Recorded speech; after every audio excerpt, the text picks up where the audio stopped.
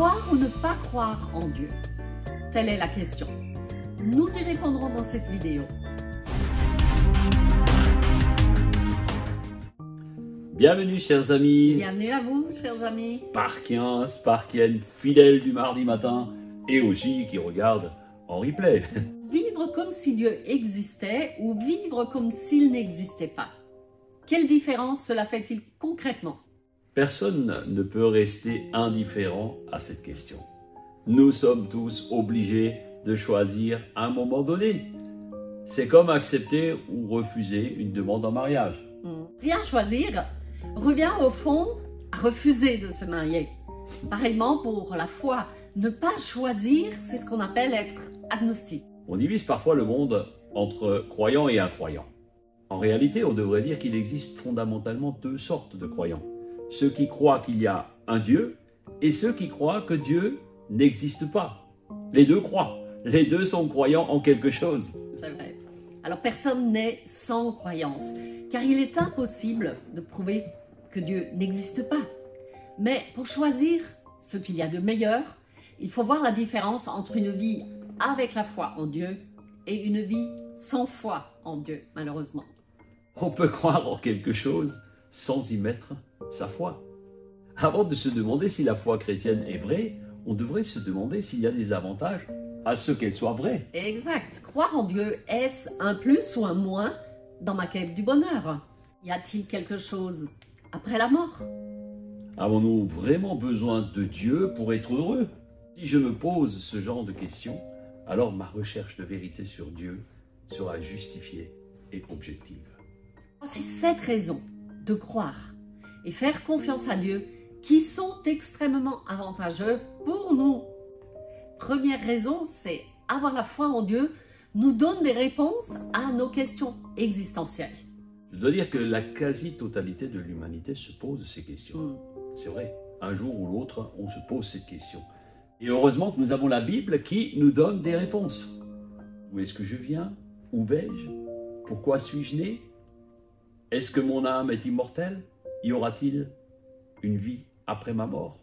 Romains 1, 19 dira « Car ce qu'on peut connaître de Dieu est évident pour eux, puisque Dieu le leur a fait connaître. » En effet, les perfections invisibles de Dieu, sa puissance éternelle et sa divinité se voient comme à l'œil nu, depuis la création du monde quand on les considère dans ses ouvrages.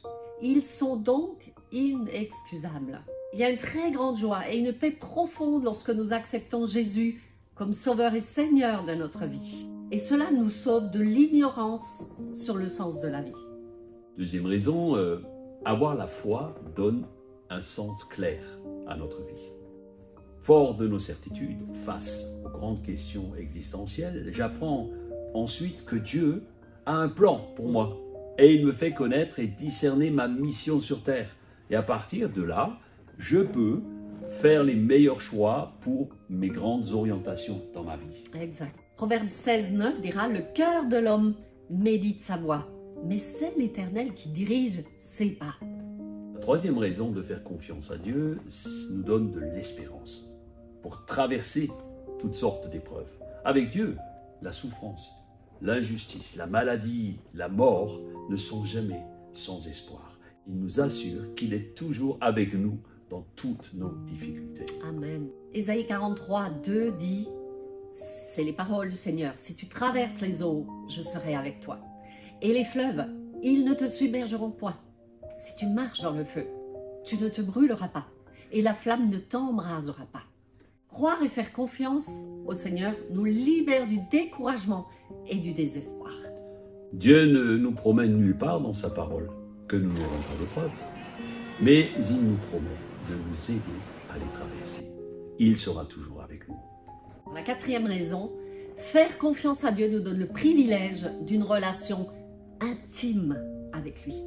Le Seigneur nous promet non seulement une vie avec lui après la mort, mais dès maintenant sur cette terre. Et par une foi vivante, nous développons une relation d'amour personnel avec Dieu.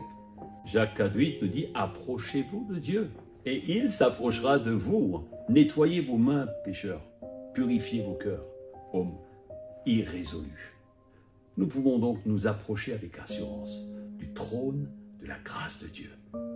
Mais néanmoins, nous devons le faire avec humilité. Dans 1 Jean 1,3, il est dit « Ce que nous avons vu et entendu, nous vous l'annonçons à vous aussi, afin que vous aussi, vous soyez en communion avec nous. Or, notre communion est avec le Père et avec son Fils Jésus-Christ. » Dieu désire une relation personnelle avec chacun de ses enfants. Il nous invite à nous approcher de lui avec confiance et à recevoir son amour et sa grâce. Amen. La 5e raison, pour avoir une foi solide, la foi nous donne une source inépuisable de bonheur. L'homme, par nature, est toujours en quête de bonheur. On le sait, on cherche le bonheur de partout. Seule la confiance que nous plaçons en Dieu peut nous apporter cela en profondeur. Saint Augustin dira « Tu nous as fait pour toi, mon Dieu, et notre cœur est sans repos, tant qu'il ne repose pas en toi. » Sans Dieu, nous retombons toujours dans l'insatisfaction et les désillusions. Mais avec Dieu, notre cœur sera toujours rempli de paix. La 6e raison, avoir la foi nous donne la force de pardonner.